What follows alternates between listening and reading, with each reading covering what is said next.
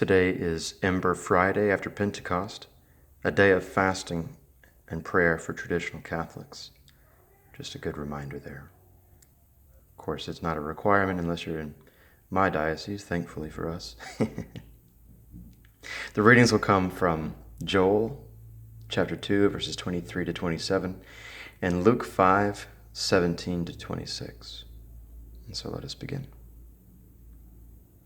In nomine Patris, et Filii, et Spiritus Sancti. Amen.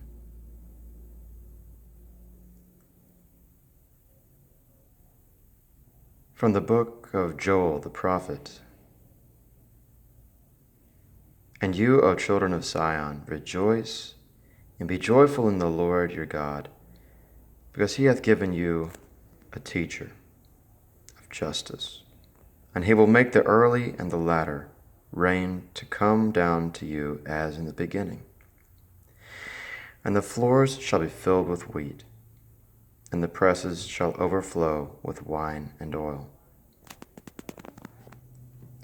And I will restore to you the years which the locust and the brocus and the mildew and the palmer worm have eaten, my great host which I sent upon you. And you shall eat in plenty and be filled. And you shall praise the name of the Lord your God, who hath done wonders with you. And my people shall not be confounded forever. And you shall know that I am in the midst of Israel, and I am the Lord your God, and there is none besides. And my people shall not be confounded forever. Deo gratias.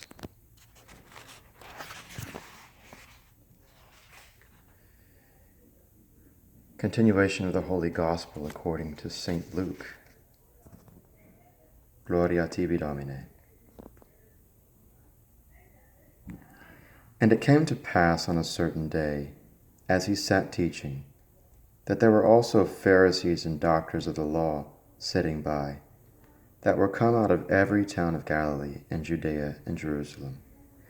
And the power of the Lord was to heal them. And behold, men brought in a bed a man who had the palsy.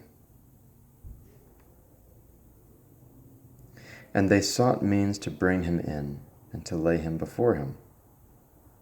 And when they could not find by what way they might bring him in, because of the multitude, they went up upon the roof and let him down through the tiles with his bed into the midst before Jesus. Whose faith, when he saw, he said, Man, thy sins are forgiven thee. And the scribes and Pharisees began to think, saying, Who is this who speaketh blasphemies? Who can forgive sins but God alone? And when Jesus knew their thoughts, answering, he said to them, What is it you think in your hearts? Which is easier to say, Thy sins are forgiven thee, or to say, Arise and walk? But that you may know that the Son of Man hath power on earth to forgive sins, he saith to the sick of the palsy, I say to thee, Arise, take up thy bed, and go into thy house. And immediately rising up before them, he took up the bed on which he lay, and he went away to his own house, glorifying God. And all were astonished, and they glorified God. And they were filled with fear, saying, We have seen wonderful things today. Laus tibi, Christe.